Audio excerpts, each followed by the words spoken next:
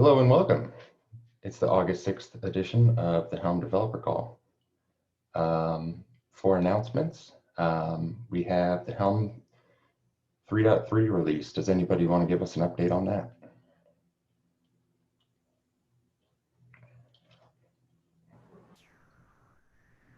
Somebody is going to have to cut the release, but I know we want to get it out pretty soon.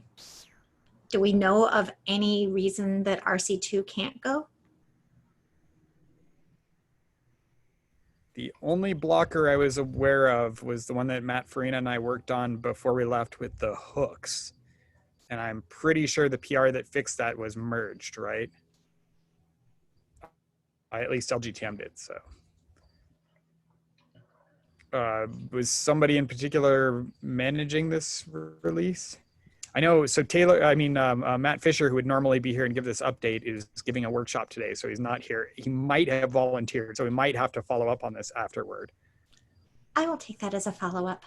It's either Matt Fisher or Matt Farina. I'm going to blame any other Matt but myself. It's safe. It's safe that it's one of the Matts.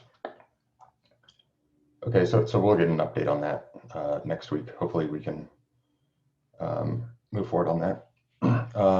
And then 2.16.10, targeting the 12th. I'm not sure who added that one. Yeah, sorry, I added it. Farina said he would be willing to put that out on the 12th, and I told him I would have a blog post ready to go by the 12th. In related news, I will be corralling Adam into helping me write a blog post.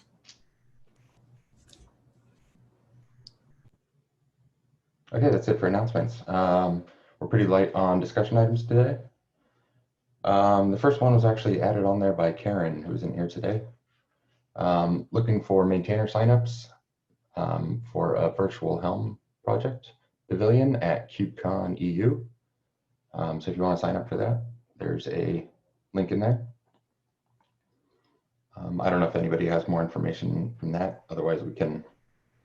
I think Butcher probably has something, and I was going to say, as I understand it, there are some passes. So if you wanted to participate in KubeCon EU and you didn't have a sign-in to it, I know they cost some money and there's a lot of circumstances, but there are free passes for people who are participating in this way. Butcher?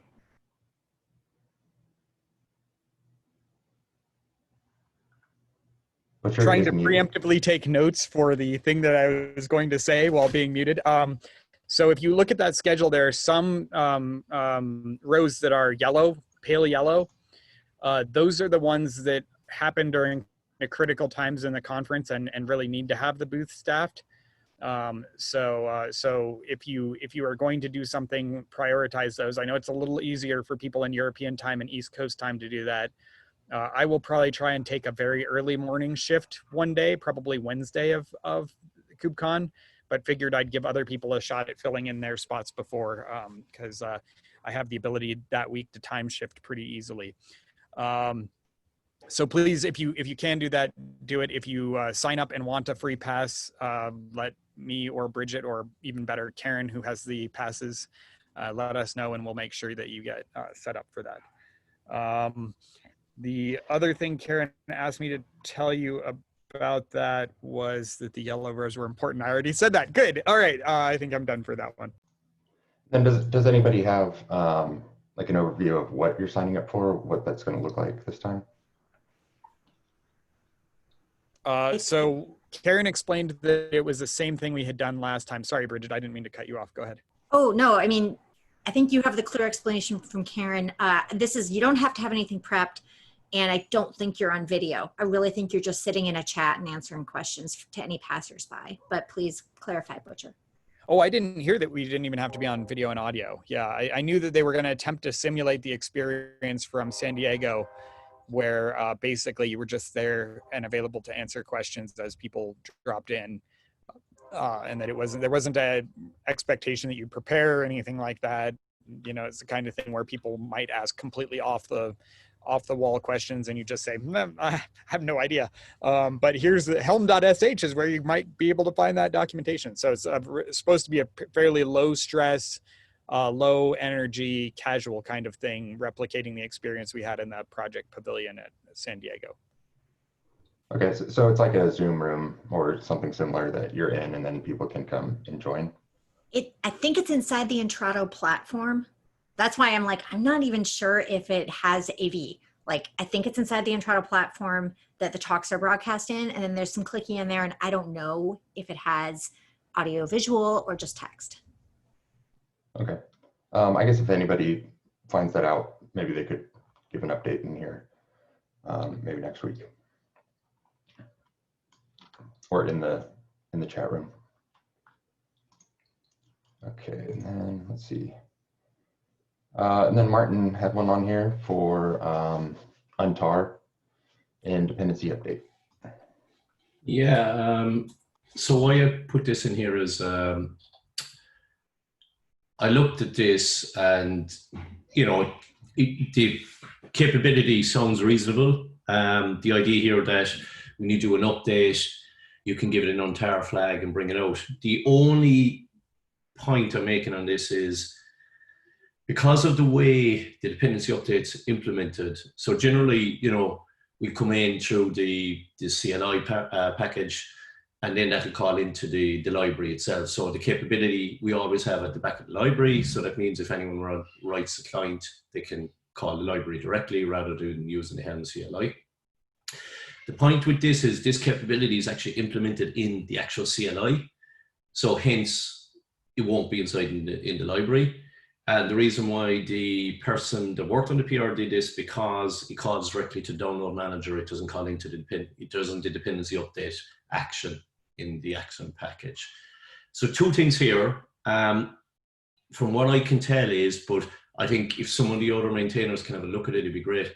From what I can, given a look at it is, they'd have to modify the download manager, which should break backwards compatibility. So it's kind of a catch-22, if you know what I mean. So I'm not sure if it's viable to implement it in Helm 3 or not. So that's basically my question.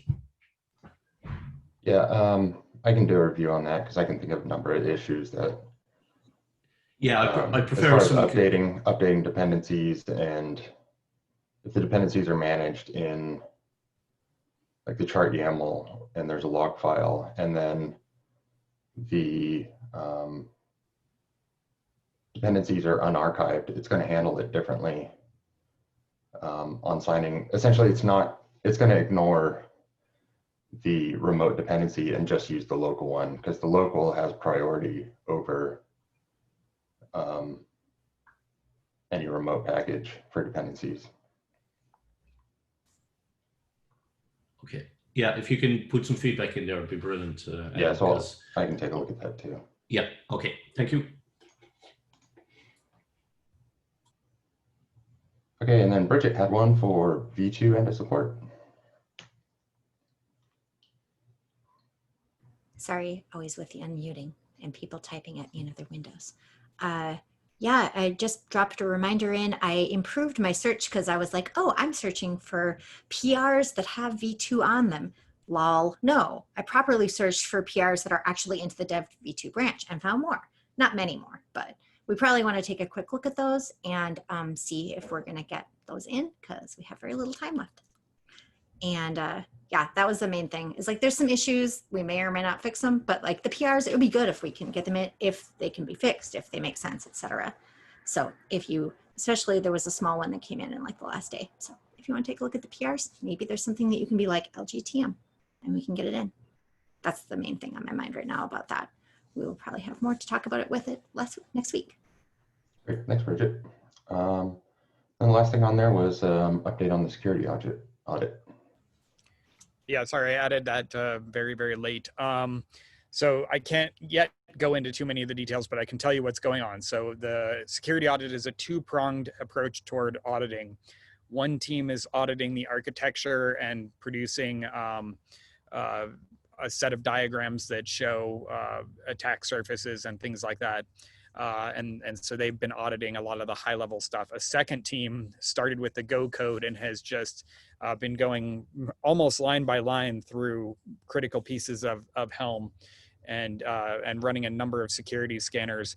I am seriously impressed. Trail of Bits is the name of the organization that's doing this, the name of the company, and they are really, really top quality. They actually found a long-standing bug in macOS while analyzing, not a security vulnerability, but a legitimate bug in macOS that appears to have gone undetected for 10 years in the process of doing this stuff with Helm. So they've turned up, we have Matt Farina and I have been doing regular check-ins with them at least a few times a week. They have another week and a half or so to go. As part of the deal, they checked with CNCF if they can actually work to produce some better architectural documentation for us while they go. And CNCF checked, happily agreed to that. So I got to preview a little bit of that as well. And it's pretty exciting. I'm really, really impressed with them. They're doing good work.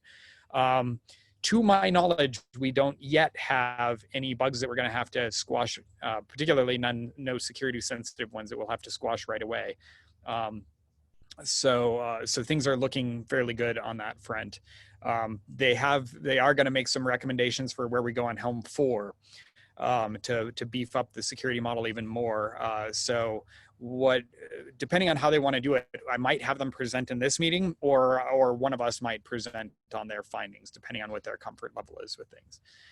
So all that is really good news. It's been great working with them. It's a lot of time to spend on it, but it's definitely time well spent. So that's it for them. And then again, week and a half, and they should be done with it. Go ahead, Mark. Yeah, sorry, I guess I missed something. I thought we passed the audit for the graduation. Which audit is this one? Right. So CNCF is experimenting with a new program that Helm is one of the pilots. Kubernetes and Helm are piloting the thing to do. I think it's every other year do a security audit, and we just happened as part of the pilot to draw the one the year after we completed ours. So this was more a voluntary kind of thing in order for us to kind of, and since we had just done one, I'm like, this will be like, I'll sign into a half-hour call, and then 2 weeks later they'll give me a report and all will be good. But the quality of this audit is substantially higher than any security audit I've done before, and that's kind of what they're shooting for. CNCF is paying a lot more in order to get the kind of high, deep analysis that it would give enterprises the kind of comfort they seek, that this is a well-vetted platform. So, Thank you. All right, great. And then if we could have somebody volunteer for notes or issue triage for the week. We have a moderator volunteer from Martin who would like to do notes and or issue.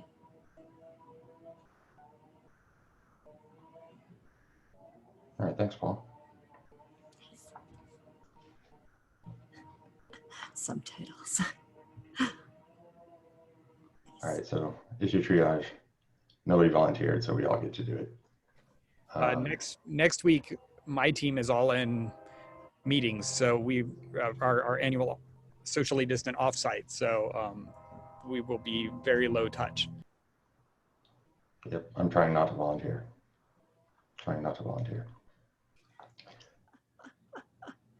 Okay, then I believe we have made it through quite a bit early this week. Awesome. So thank you all for coming, and I'll see you guys next week.